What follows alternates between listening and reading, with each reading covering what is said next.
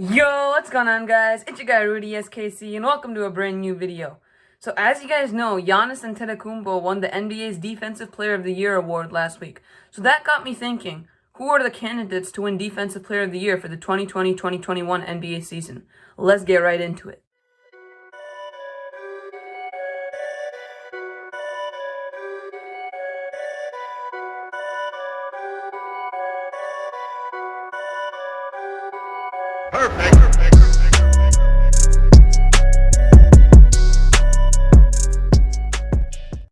Okay guys, so before we get started, I just want to say I know that these NBA awards are mostly popularity contests, so I'm going to be factoring that into my rankings on who are the candidates for this award.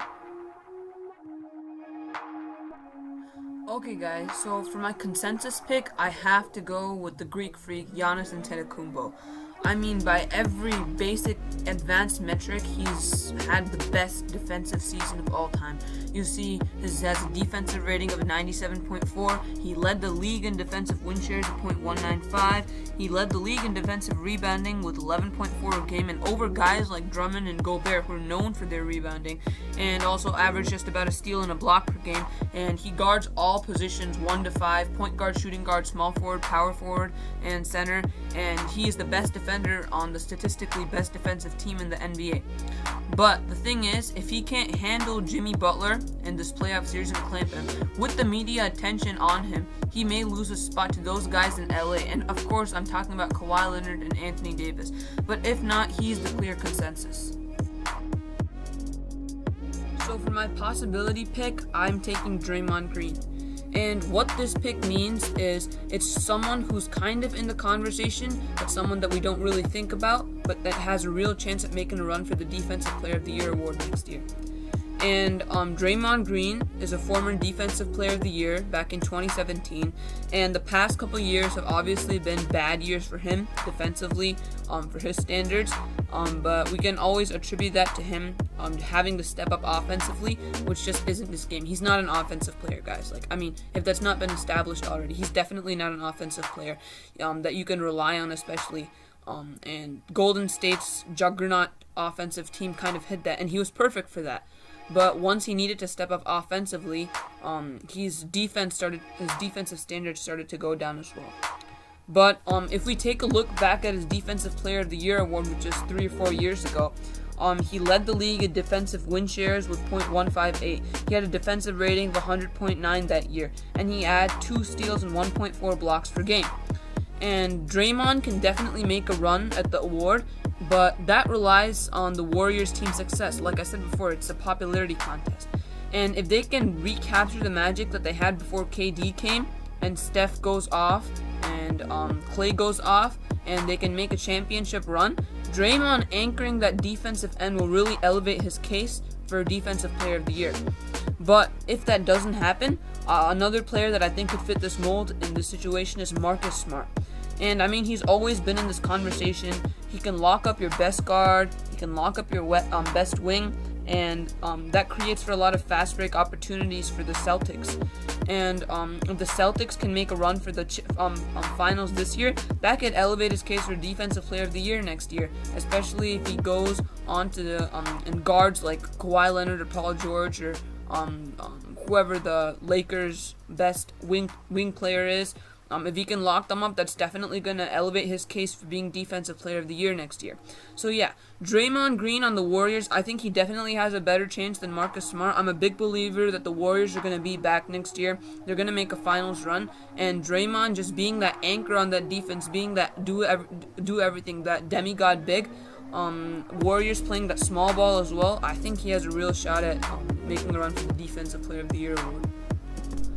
For my dark horse candidate, I'm going to take Jonathan Isaac. And what I mean by a dark horse candidate is just that someone who's maybe on a not so great team, he's relatively young, and he's flashed a lot of defensive potential this year. And this is someone that I expect to probably make a run for the award. Definitely, I don't expect them to win it at all.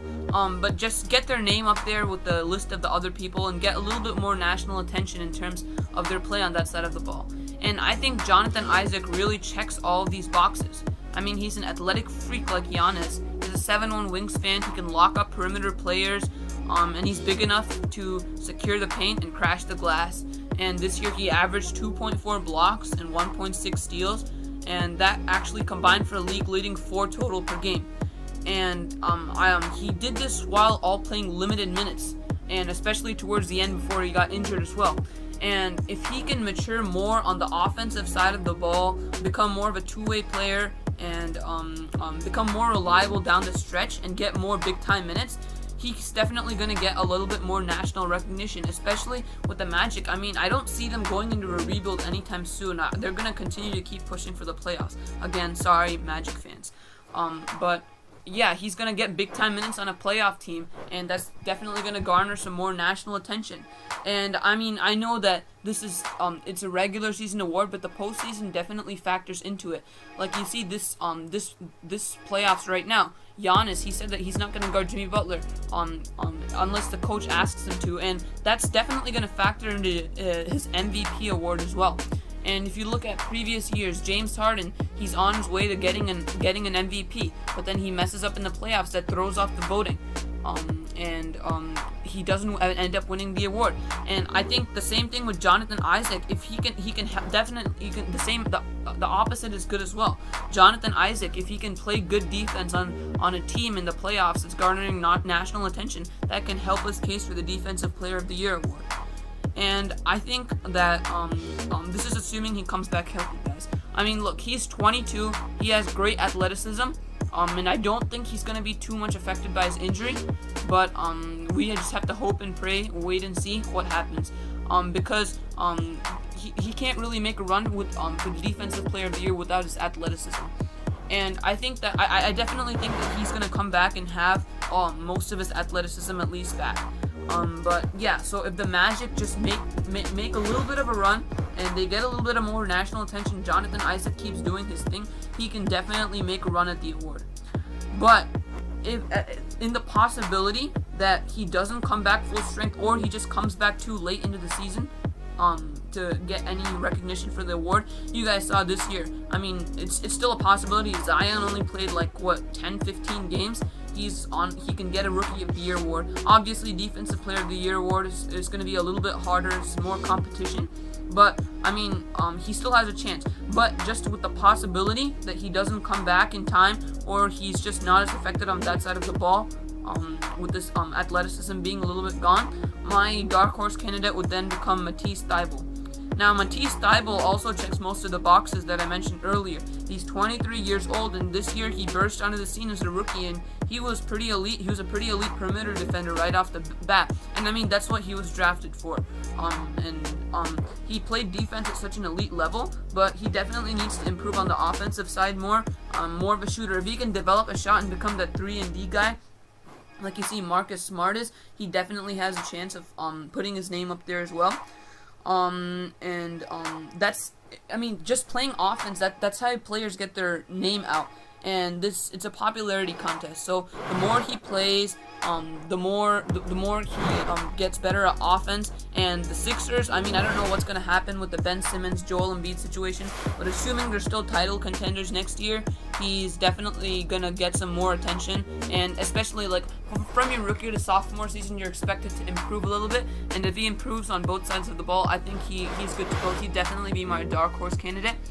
And he just needs to become a player that the Sixers can rely on down the stretch. He has a serious case for this award.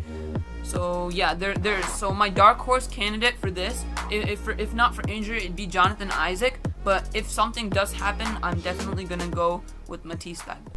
Alright guys, so that about does it. Let me know in the comment section who you think's gonna win Defensive Player of the Year next year. Make sure to hit that like button, subscribe button, and I'll see you guys next time.